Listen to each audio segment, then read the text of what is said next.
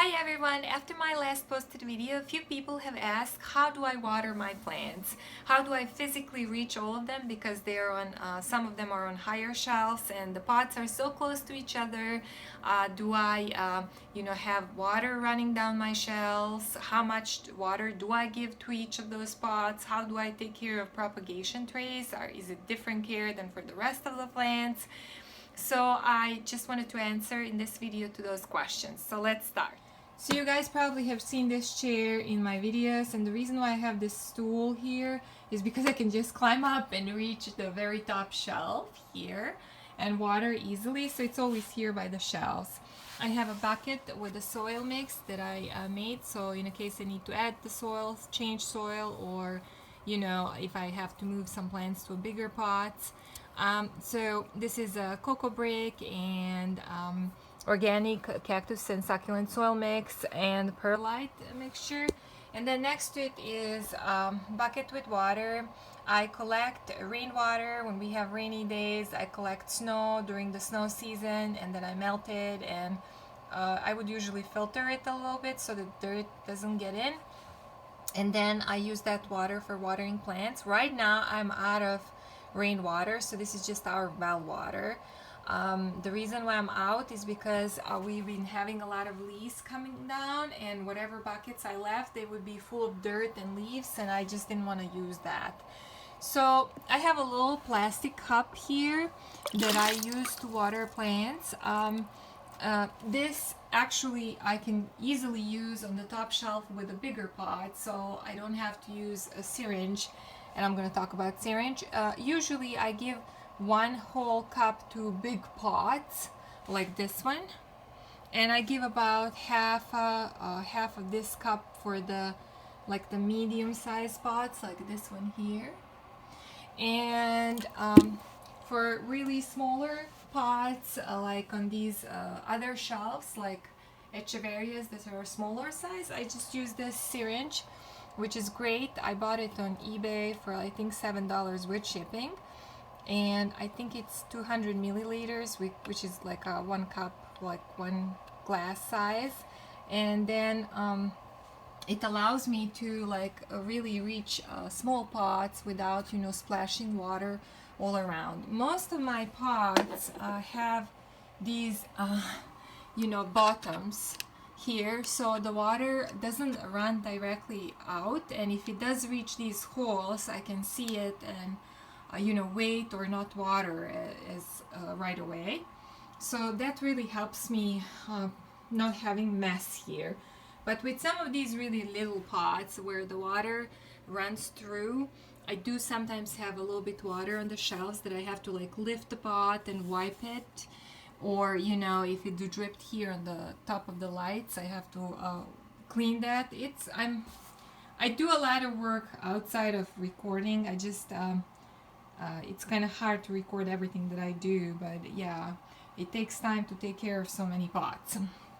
So I'm gonna just use this now syringe to show you how I'm gonna fill it up. For example, it has a little bit in, like 1/3 in, and here is my propagation tray. By the way, before I water it, I just want to show you that this tray has been here by the shelves because it was not directly under lights, and the reason for it is because they were rooting.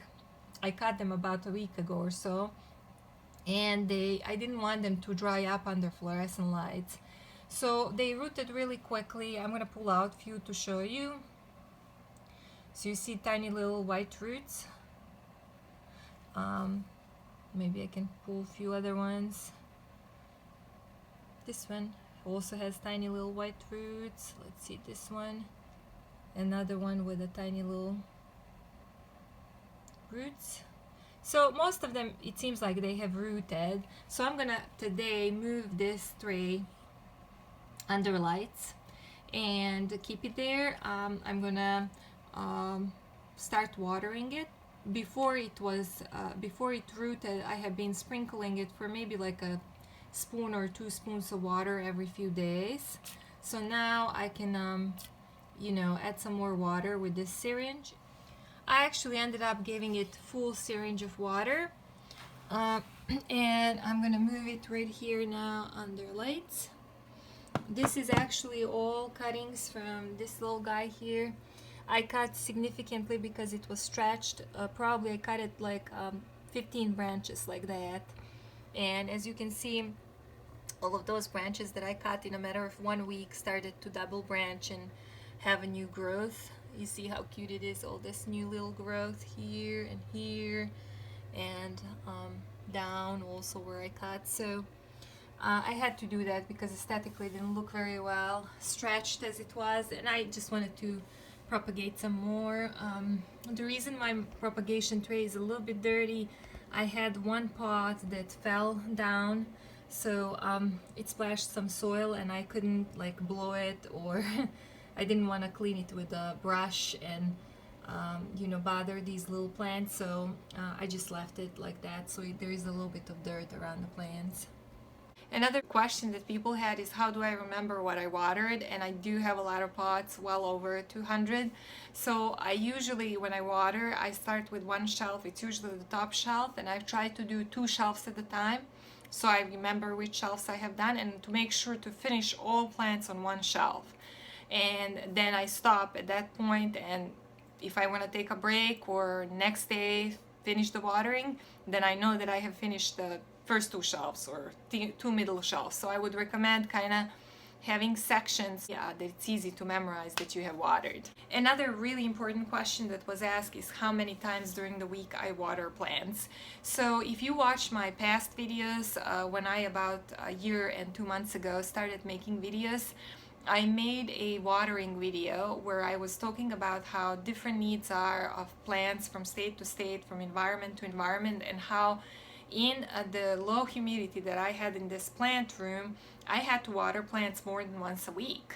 So, and I'm sure that other people who have LED lights, fluorescent lights, higher heat, you know, can relate to that, that plants get super dry. I can show you sometimes and save all of the dry leaves that I remove every week from all the plants. That's how much dry aid there is and how soil gets really, really dry. So that's the reason why this year I made a lot of adjustments. I closed all the vents in this room. I'm running fan. The humidity is not lower than 40%, and the temperature is not above 19 Celsius. So my goal is really, and I think the temperature will go down when we have colder days.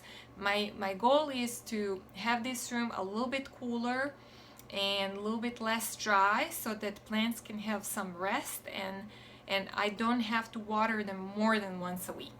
That's my goal, and that's what I would recommend you, because a lot of plants want to have rest, like cactuses, Stapelias, Suernias, lithops. They want to have some rest, which means during the winter time they want to have cooler temperatures. They don't want to be watered, or they want to be minimally watered depending on the kind of plant. There are plants like Kalanchoe plants, crassulas, that are winter growers that obviously gonna be okay if you water them, and euphorbias that are very opportunistic, meaning that when they have sunlight and water they will grow whether it's a winter or summer.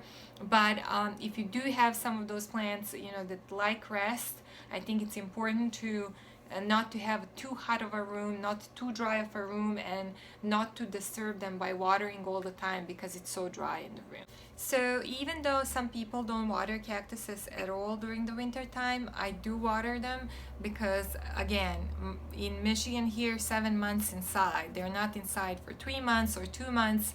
It's 7 months, and temperature is higher in this house than maybe it would be in a polytunnel where they're like on 5 degrees Celsius. So I do water some of my cactuses. I usually do it once a month, and I do very small amount. Pretty similar to actually what my mom does in Serbia, because the temperature of my plants, my collection there, is also higher, and she would come every probably 3 weeks and give them small amounts of water. So I'm gonna do the same thing. So thank you guys for watching. I hope I answered your questions, and if there is some more questions, let me know and I can make an additional videos and clarify some things. So I hope this was helpful. See you in the next video.